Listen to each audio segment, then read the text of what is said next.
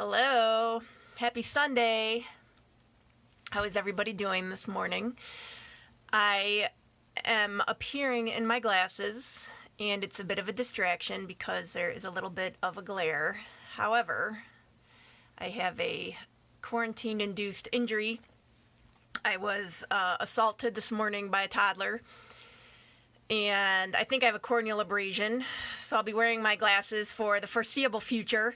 Luckily, I have some good eye drops at home because, yes, this assault has happened before. I will be healing up, and he will be reprimanded accordingly. How's everybody doing? Let's do some introductions while people are signing on. Let me know if you're watching live, where you're watching from, how you're doing, if you're at home, and what the weather's like if you're not in Chicago. You'll notice that I have switched out the backgrounds. I thought that the gold complemented my outfit a little bit better this morning. Yeah, thanks, Shauna. It hurts. If you've never had a corneal abrasion, I don't recommend it. My eye's kind of itchy, so if I'm touching my face like we're not supposed to, you'll know why. Make sure that you have your pen and paper and your notes from yesterday. We are going to be expanding on what we learned. Today's topic is the role of stress on the human condition. I thought that would be appropriate. And please remember, I am Dr. Jordan Leisure. I'm the owner and physician of North Shore Proactive Health in the northern Chicago suburbs. And any recommendations that I make should be run by your physician before you implement or change anything that you're currently doing. But the reason that we are doing these classes and the reason that I started this group is because you're all very smart people. You all know that in order to manage stress that you have been handling before, you should be getting more sleep. You should be eating right. You should pick the apple instead of the donut. And we all know that. Does that happen for all of us? Maybe not all the time and maybe not consistently. So I have found that what helps my patients change their behaviors is understanding why. And of course, with what's going on right now, understanding how this current acute stress is going to impact you in the next couple weeks and in the foreseeable future. I thought that understanding that would be beneficial, but also understanding the power that you hold, not only in your hands, but in your legs, in your heart, and in your mind, to modify how you are reacting to what's going on. And I want everybody to feel as well as they can, again, not only to survive these next couple weeks, but to thrive afterwards. So that's why we're doing this.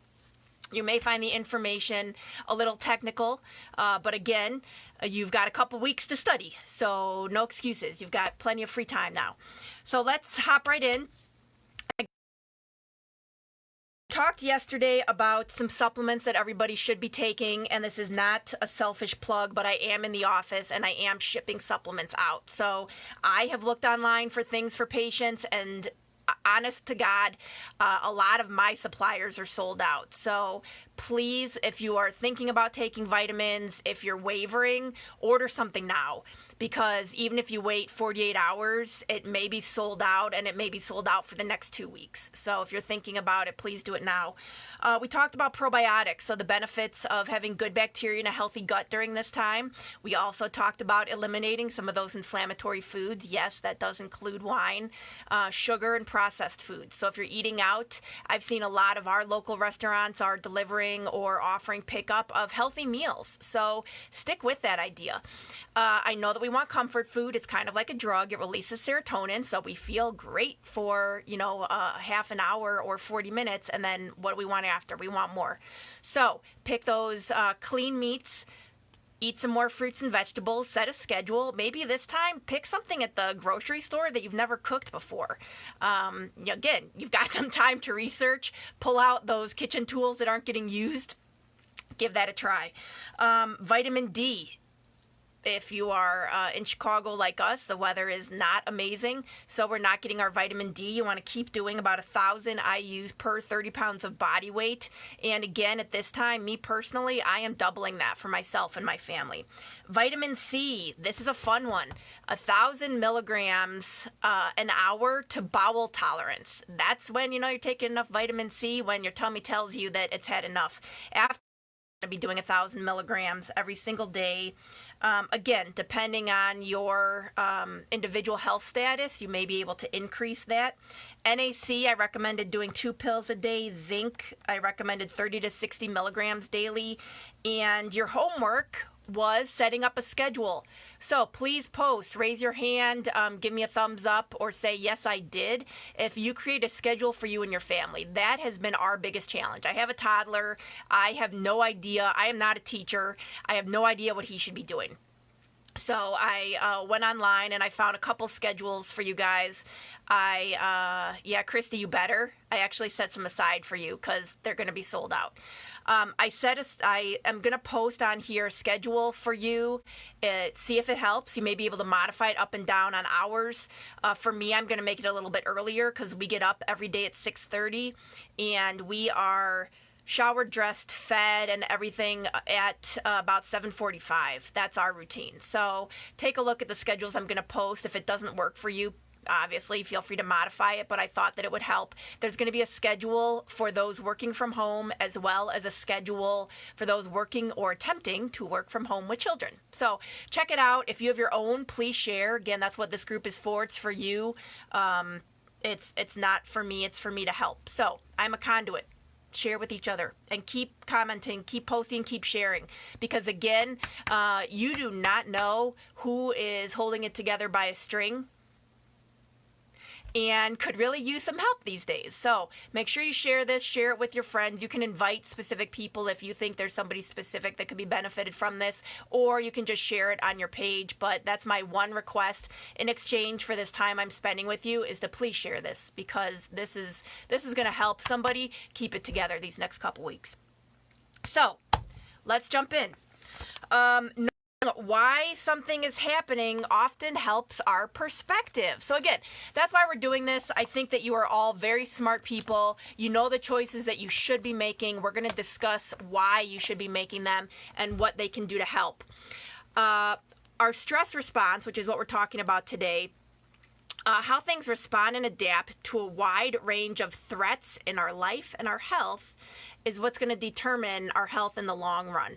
So the choices that you make these next 2 weeks, yes, it's very fun to post, the pictures of people's carts full of wine. And yes, some of us probably still have Girl Scout cookies left over.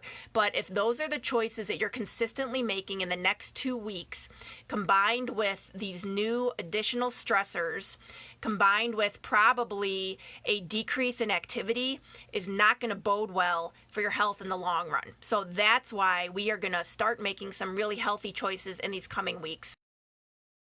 Body does not know the difference between a real stress and a perceived stress. So let's talk about that for a minute. How many of you are sitting at home, and you don't need to raise your hand, but think to yourself, how many of you are creating some additional stress for yourself by trying to stay aware? So maybe you're watching the news, maybe you're scrolling through Facebook groups, maybe you're going through your feed and you're seeing updates and new numbers.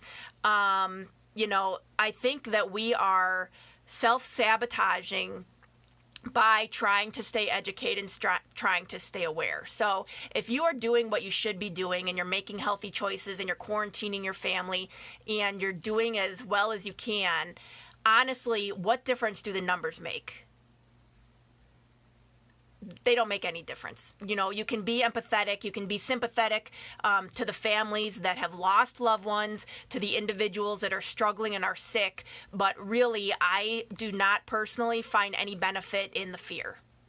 So let's all make a commitment to one another to take a look at what's going on in the world, acknowledge it's scary, it's unknown, it's sad, and then we put that away because those are not useful emotions. we are going to stay on top of this and stay positive and keep working on ourselves during this time. So ultimately, the goal is for us to discover the root cause of an imbalance and related stress response. So why are there some of us that are feeling very overwhelmed, feeling scared, feeling out of control? And there's other people that have said, you know what, I'm feeling okay at this time. I've got this under control. I'm usually someone that experiences a lot of stress and anxiety. And these days, it's not so bad. So we're going to do actually one specific live video on what that means and what we need to look for under those circumstances. The term fight or flight has been around for quite a while and was actually coined by an individual that had quite a bit of influence in this stress space. So what does that mean? Fight or flight is your body's response to a stressor. Should you stay and fight? Should you fight the lion? Or should you flight? Should you run? What are you better equipped for?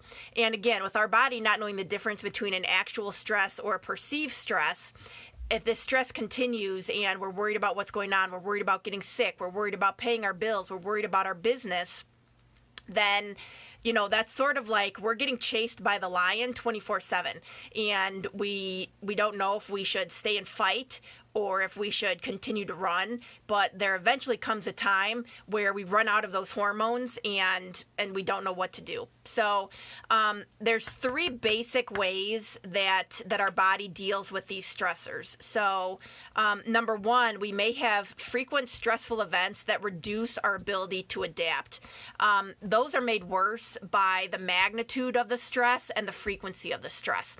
So for those of us that maybe own our own business, for those of us that are maybe in a bad relationship, for those of us that have high needs children, for those of us that are fighting chronic disease, you may be experiencing stress and you may not even be aware of it, but on a very, very consistent basis.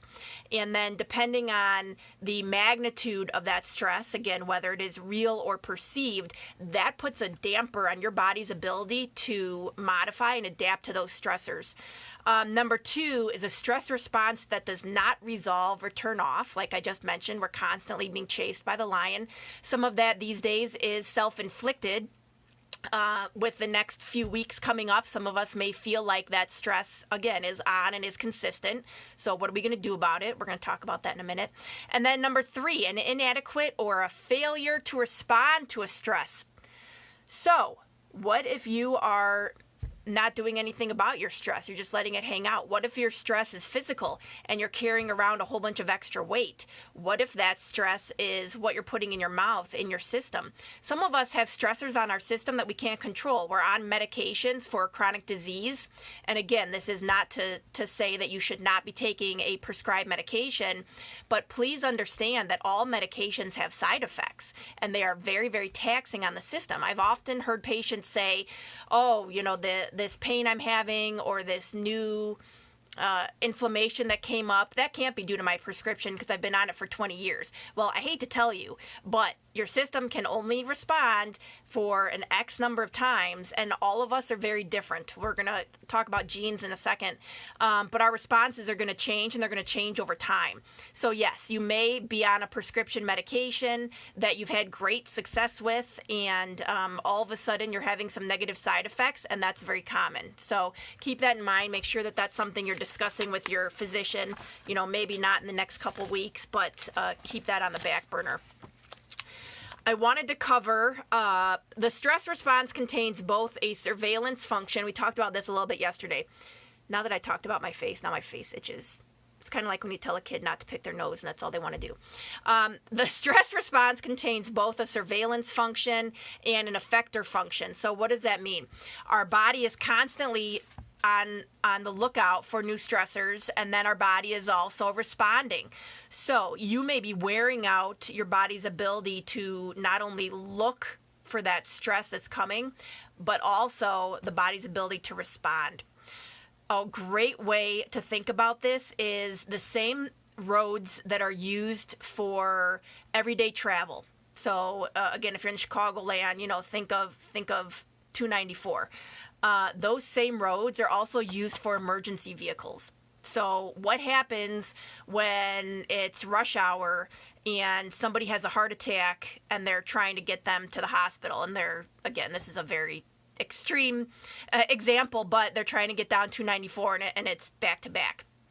That's going to cause a problem. It's going to cause a delay in that emergency response. And the same thing happens in our body. So if we are using all of our resources to manage everyday stress, if we are just exhausted, we're not turning off that stress response, we're constantly exposed to maybe the same, maybe new stressors, then what happens when the situation like this arises that is a new super extreme stress, aka the ambulance, it doesn't have anywhere to go and all our resources are already used up. So that is going to be very, very taxing on the system. But we are going to have the tools to be able to combat that, aren't we? For those of you taking notes. What else can we talk about? Our cells, organs, systems, and signaling mechanism used to manage a stressful event are the same used to maintain our normal physiology. So that's what we just talked about. Conditions related to HPA axis dysfunction. This is what I wanted to hit super, super hard. Are you ready? So these are activities that not only increase our activity of the HPA axis, but are impacted after. So let me know, raise a hand, throw up a meme if any of these, if you can relate. Maybe you've been diagnosed, maybe you've heard of these conditions, but I want to make sure the information that I'm providing is relatable. So has anyone experienced melancholic depression? I'll raise my hand to that one. Anorexia, obsessive compulsive disorder. I know someone with that. Panic disorders. Chronic active alcoholism. How about diabetes? Central obesity. So that's a metabolic disorder where you're gaining weight in the abdomen. So those individuals that appear to be thinner, or men with the beer belly, that's what that central obesity is. Syndrome. Post-traumatic stress disorder in children. Hyperthyroidism. And also pregnancy. So here's something that a lot of people forget. When I'm working with my functional medicine clients, we create a timeline, and that literally includes everything from how their health was when they were born, what their birth story was, were they born vaginally or via C-section, what were their parents' health like when they were conceived, because I hate to tell you, but your parents' health is somewhat responsible for the situation that you're in right now. So if you're doing a FaceTime later, either give them a thumbs up or give them a little reprimand. But all kidding aside, their health all the way up to the conditions that they're struggling with right now. That's what we lay out on a timeline. And then we divide all of that into things called antecedents, triggers, and mediators. So antecedents are those little things that, and Ron, I hope one of those three isn't pregnancy. Antecedents are the early things. That's the parent's health, what your life was essentially like up to age 2. Mediators are things that are perpetuating a current problem. So that may be your weight, that may be your medication that you're taking, that may be some of these continued stressors. And then our stressors are happy things, and they're also, or triggers, excuse me, are happy stressors, but they could also be all of these negative stressors. So, getting married, having a baby, getting pregnant, all of those, maybe changing jobs, moving, vacations, those are all, happy events, but they are also triggering events when I look at a patient's health, because maybe you traveled and you were exposed to a disease. Maybe you picked up a bacteria. Maybe when you were pregnant, your system wasn't healthy enough or sustained enough to be able to survive that in a healthy way. I see a lot, Jade's specialty is in prenatal and pediatrics. So we see a lot of pregnant moms in the office. We see a lot of those that want to be pregnant, and we see a lot of little kids. And it is very, very common to have thyroid conditions after pregnancy. It is very common to have depression after pregnancy. It is very common to, lose your hair after you stop stop breastfeeding. And a lot of the moms groups will say, oh yeah, I had that, it's fine. Well, it's not fine. There's a very big difference between common and normal, and you don't have to feel that way. You don't have to experience those things if you're able to build up your system. So if you're experiencing any of that stuff, the gist of all of this is if you're not feeling as happy, healthy, and energetic as you could be, you have options. So remember that. We're talking about the why, and then we're talking about what we need to do about it. So now, decreased activity. So we just covered increased activity. Let's talk about decreased activity of that HPA axis. Adrenal insufficiency. So maybe you've heard the term adrenal burnout, adrenal fatigue. That's adrenal insufficiency. Our adrenals aren't working as well as they could be. Atypical or seasonal depression. I'll raise my hand to that. I had to turn off my happy light so that I could do this video. If you've got one at home, you need to be using it. Chronic fatigue syndrome, fibromyalgia, premenstrual tension syndrome, PMS. There should be lots of hands going up out there. Nicotine withdrawal. Anybody that ends glucocorticoid therapy, and so that's a handful of people out there. Anytime we are following chronic stress, we will have a decreased activity of our HPA axis. Again, is this starting to make sense? I know that this may seem... I think I dropped out for a second. We'll see. Rheumatoid arthritis and asthma and eczema. So those are all conditions where there is decreased activity of the HPA axis, and that means that can be happening before, and that can cause the HPA axis to malfunction, or it can be happening because your HPA axis is not working as well as it should. And we're going to hit that really hard tomorrow. So a wide range of dysfunctions have been correlated to either an increased activity or decreased activity. We just covered all that. And again, it can be the cause of or the result of chronic conditions. So let's pay attention to that. Now, why is that important? Because it can leave us vulnerable to new threats. So what am I saying here? If you are continually experiencing high levels of stress, or if you're experiencing levels of stress and you're not able to deal with them appropriately, it leaves you vulnerable to acute and chronic threats. Now, I sort of made a vow not to say the C word in here, so I think everybody knows what I'm talking about. But there's an acute stressor, an acute threat out there right now. And if we are not able to handle our stress, if we are overwhelmed by the unknown, if we are overwhelmed by the worry of our next paycheck or our ability to pay our employees, then we are leaving ourselves vulnerable to the acute threat. So what are all of us going to do? What is the purpose of this group? We are going to handle our stress. We are going to get on top of our stress. We're going to implement all of these awesome options. We're going to understand why we're doing it. So we're going to do it in the acute so that we're able to boost our immune system. We're going to be nice, calm, and collected so that if we get sick, it's nothing more than a fierce cold. We are able to combat that because we are strong enough and we have built up our immunity. And then in the long run, we are going to do what we can so that we are not afflicted with cancer, with heart disease, with diabetes. So that is my goal for everybody in these coming weeks. We are going to be educated, and we are going to be an army of strong, healthy soldiers. So an overactive stress response is an early phase of chronic stress.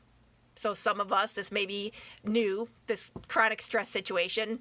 I'm a general but I don't even know what the highest ranking is, but whatever it is, that's me in the stress army. Admiral, if I were to fly. Jared, let's get some feedback here. Overactive stress response is an early phase of chronic stress, followed some years later by dysfunctions that correlate with the decreased activity of the stress response system. So I had a couple people in our posts comment that they were feeling unusually calm. They typically have a lot of anxiety, a lot of depression that's going on. They are feeling okay, and they're wondering why that's going on. So I'm thinking on Tuesday, we'll really dive deep into what that means, what happens when all of the hormones when the tank is empty and you don't have anything left to create that adrenaline to give you that uneasy feeling when essentially, you've emptied everything out. What does that mean emotionally? What does that look like for the health of your system, for your immune system especially? We're going to dive really deep into that. So stay tuned. Share with anybody that that's feeling uncomfortably calm these days. There is a complex inner working between the amount and frequency of stressors in our life, and I think all of us can relate to that, and the long-term adaptations of our system to the stress response is a big determinant in how we're going to feel. So we're coming up, we talked a little bit longer than I thought about a couple of these because I think they're so important. So we're coming up on almost half an hour. So let's talk quickly about epigenetics. And I like to get some specifics in here before I explain it to you. So genomic changes are influenced by a person's genes, but are also greatly modified by the many other lifestyle factors which can modulate the eventual cellular changes influenced by cortisol. What does that mean? This is one of my favorite topics in the whole wide world. In addition to poop. Those of you that know me know that that's my number one topic. So we'll probably be discussing gut health here at some point. Depends on how long we're quarantined. Maybe I'll start just a new poop group. I kind of like that. Don't steal that. So, what are epigenetics? Epigenetics is our ability to modify our gene expression by our lifestyle choices. So, when I lecture, and I don't know if I can do this on here, we'll see if you can see. All of us, think of your arm, have genes delivered from our parents. So maybe we have the gene for diabetes, maybe we have the gene for cancer, maybe we have the gene for heart disease. Now, our lifestyle choices are our sleeve, okay? So if we're making healthy choices and we're managing our stress, both chronic and acute, if we're exercising consistently, if we are eating healthy foods, if we're increasing our fruit and vegetable intake, we're not smoking, we're doing all those positive things, essentially we're rolling our sleeve down. So that means that we will not express those genes. We will not express diabetes. We will not express a gene for heart disease. We will not express a gene for cancer. It also means, and this is not foolproof, you can still make all the right decisions and still express this. But for the majority of people, you will not express those genes. However, if you do, you will be in a much better place to fight them off. So you will be very, very healthy, and maybe you are diagnosed with cancer. And like we talked yesterday, you up your interventions. You don't just eat a couple carrots, but you go on a juice fast. You do some very invasive healthy activities, and then what happens? You fight off your cancer. Again, this is just an example. Now, if you're on the flip side of that coin and you're kind of like, fuck it, and you are not making healthy choices, you're not working out, you're smoking, you're drinking, you have a very high stress life, you have a stressful relationship, essentially what you're doing is you're rolling up your sleeves and you're saying, you know what, come get me. And literally, that's how our genes work. It's a study of epigenetics. If you want to do some Googling in your free time, it's something that I've been lecturing on for about 10 years now. And 10 years ago, when I was doing this, literally in 2010, people thought I was crazy. Maybe they still think I'm crazy. That's okay. They thought I was crazy. I would tell patients to cut down on dairy intake, and they thought I was nuts, that it didn't make a difference. I would talk about probiotics, and now there's a little something to this, isn't there? So, what I want everybody to remember is you have the ability to change your genes. You have the ability to change your gene expression, So, if you are worried that your parents are diagnosed with cancer, or you lost a parent to heart disease, or obesity runs in your family, it runs in your family because your family doesn't run, okay? Take that one to the bank. You are in control of your life. You are in control of your health your wellness destiny. And I want you to be able to harness that power in these coming weeks so that you can lay a foundation for some really good habits when things get back to normal, because we know they will. What will normal look like? I don't know. But when you start having to go back to work, whatever that work may look like, if you consistently make a pledge to yourself, how long does it take to create a habit? Allegedly they say 21 days. Professionally, I'll tell you it's longer than that. But look on the bright side. If you are able to start consistently realizing that your family will eat more fruits and vegetables, or you are consistently exercising every day, you're doing your gratitude journal like we talked about yesterday. If that becomes a new habit, you're going to maintain that after this when things go back to that new normal. And you're going to be feeling incredible. You're going to be looking incredible. You're going to be coming out of this, again, whatever this is, on top. So let's remember that. Specifically, my book, my medical quote for you is: nutrigenomic studies have shown that good dietary signals can turn off harmful genes, while poor dietary and lifestyle signals can turn on harmful genes or turn off disease-resistant genes. So that's what we want. And Shauna, no problem. Come back. I hope everybody's coming and going. As you're tuning in, let me know if you're watching live or if you've been with us the whole time and you're sticking it out. We're averaging about 40 minutes on these, so there's plenty of time. Go grab a snack. Use the restroom, since all of us are hopefully more regular. So we're going to go back and talk about our diet and nutrition signals. That's what we're working on this week. So our macronutrients and micronutrients. What are you eating? Make sure you're making healthy choices these next couple weeks. If you are nearby, I'm a big fan of Real Clean Paleo. If you're in Libertyville, they're actually doing home deliveries now. So check them out, realcleanpaleo.com, I think. It's paleo food. It is cooked. Honestly, it tastes so good, you don't even have to warm it up. There's times when I've been so hungry I've eaten from my car, so give that a try. Or if you're coming from somewhere else and you're willing to drive, you can drive to Libertyville and pick it up. You just have to order ahead of time. And I'm sure if you Google, you can find somewhere close to you that does something similar or does home delivery of healthy food. So if the one thing that you don't want to worry about during all this BS is what you're cooking, then find some healthy delivery options. The second thing we're going to talk about is our total energy and glycemic impact.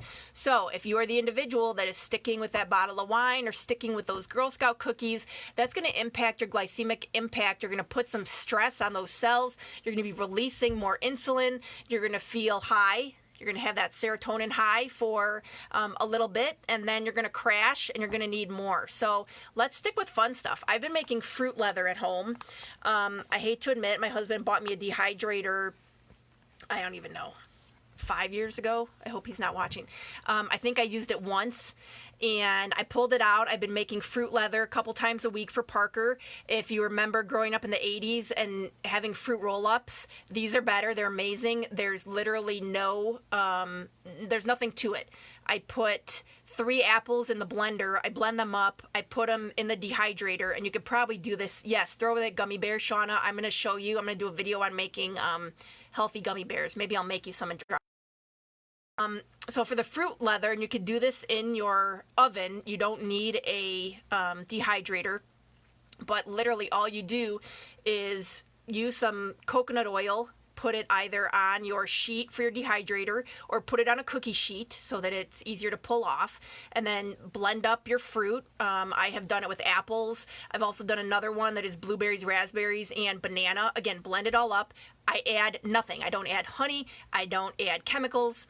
I put it on the sheet, and then in the dehydrator, it takes quite a few hours.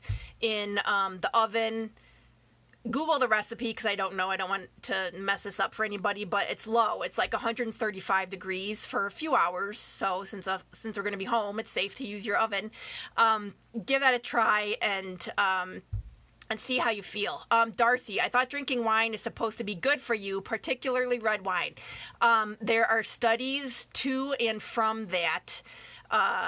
Pro and against that idea. Is wine good for you? I not necessarily. It's sugar. It's metabolized in your body as sugar, so you're going to be releasing insulin in order to metabolize it.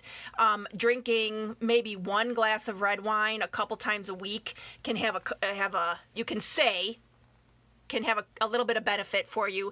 Is it as good for you as kale or spinach? Absolutely not. Is it as good for you as a handful of vitamin C? Absolutely not. So, it depends on the story that you tell yourselves. And, along with that, how many of us, myself included, stop at one glass? Raise your hand right now, because I don't think there's anybody. But that's just, again, my personal / professional opinion. So give the fruit leather a try. We've been doing other healthy snacks at home. We're going to make zucchini muffins with my spiralizer, so stay tuned. Maybe I'll do a video on that. But make it fun. This stress, it's how you deal with it. And that's what I'm hoping is you understand the impact of the stress on your system, which is why we're doing this, but also that I give you some ideas on how to handle it and, turn it on its ass, so to speak. Cooking methods and meal timing. So again, if you have different things at home, try those tools that have been put away for years that you've been holding on to for that special occasion, or maybe you got some mixer for your wedding and you haven't used it in 20 years, pull it out and give it a try. Go to the store and you may find that there's random things left over. I saw a meme about, we're not that scared that we're not eating vegan products or soy products. I thought that was kind of funny. I got a personal giggle out of that. But on the flip side of that, find a fruit, find a vegetable that's laying there all by itself that hasn't been taken, and then go home and Google how to cook that, how to incorporate that into a recipe. So you're expanding your horizons. All fruits and vegetables will have different phytonutrients depending on their color. So maybe you're going to be getting your family some vitamins that they wouldn't have otherwise. See it as a positive. Fortification and supplementation. We talked about that when we opened. The one thing I didn't talk about, and again, I'm trying not to be self-serving, I'm trying to be helpful here, is what I do. So this is my Salutogenic Life water bottle with water and Relax Life. So Relax Life is a product that we use. It's an inositol mix, and it is for what all of us are experiencing right now, anxious depression. I've also found it beneficial for individuals that feel that they have gotten in the habit of going home and having a glass of wine after work to relax. And again, we discussed that one glass of wine doesn't really stay one glass of wine. So if you feel, and again, you don't need to raise your hand, but I want you to think of this, take a little bit of serious reflection here. If you can relate to being someone that is drinking every single day, let's try to mix that up. So what I did for myself is I have been doing my Relaxed Life. I do it once in the morning is more for me so that I am chill and I am happy throughout the day. And then I do another one in the afternoon, and it's a powder. So people don't even know what you're drinking. The one in the afternoon is more for those sugar cravings. So it's to help balance my serotonin so I don't have that go into the cabinet and I need to get something crunchy or I need to get something sugary or I want to have a glass of wine, or in our house, maybe you know or maybe you don't know, there is an entire room full of bourbon. So what am I doing? I am having my drink so that I don't want any of that stuff. So if that sounds like it'd work for you, send me a private message. You can order it on the Salutogenic Life website, or if you want more details on it, I'm happy to talk about that more details later. Finally, the one thing that we can all be doing that is free and one of the best things for us right now is our water. So make sure you're drinking your water. I love you all. I'm going to put your homework as a post at the end of this. You should be doing a gratitude journal from yesterday. I would love to have you have you put what you're most grateful for. And you may notice I've been doing a little bit of that behind the scenes. Being grateful comes in many different forms. So for me, I'm spending some time on my face. I'm the individual that would literally sleep in her makeup. Yes, I would not take my makeup off before bed. And it's a god-awful, horrible habit. But I would probably look like I'd have the skin of a 25-year-old if I actually would have taken care of it. But now I am washing my face before I go to bed. Actually, I'm taking my makeup off. I'm washing my face. I'm using, I don't even know, it's like 8 serums, eye creams, the whole 9 yards. So we'll see how I look. Maybe my little wrinkle from driving so much, I blame this on the sun. This is my driver's side wrinkle. Will go away, and we'll see. Yes, Shauna, I love your post about keeping a gratitude journal. And it doesn't have to be a full-fledged journal. Like I said, get yourself some Postit Notes, put them next to your bed. And this is an awesome activity to do if you have children, is grab a bowl at home, grab a pad of paper, and put a pen and a pad of paper next to the bowl. And every day, everybody in the house has to put something on the paper and put it in the bowl that they're grateful for. And then you can either wait until all of this nonsense is over and you can read them all then. That might be a fun activity. Or save it for Easter, because I'm feeling like, things are going to be back to normal around that time. It might be a nice thing for everybody to do if you celebrate Easter. Or do it every single night. So in the morning, you get up, and maybe while you're cooking breakfast, the kids, the spouse, whomever you're quarantined with, writes down yourself. Write down what you're grateful for. During the day, they may find something grateful about somebody else. So what did, have the kids write down something great that their father did for them, or that their mother did for them, or that their grandfather did for them. And have your spouse and yourself do the same thing. What did the one thing the kids did today that was awesome? Something that you're happy for, that you're giving more hugs, you're learning something. We signed up for masterclass. And what did I do? What's my first masterclass, everyone? I feel like I'd give away $1 million if somebody picked this, but I'll tell you right now, so I don't have to hold that thought. I'm watching RuPaul. Yep, that's right. I'm a big fan, and it is not necessarily about drag, but it's about being your authentic self. So I wanted to close on thanking you all again for being my tribe. RuPaul's version 1 or first class was being authentic, being true to yourself, and your tribe will follow.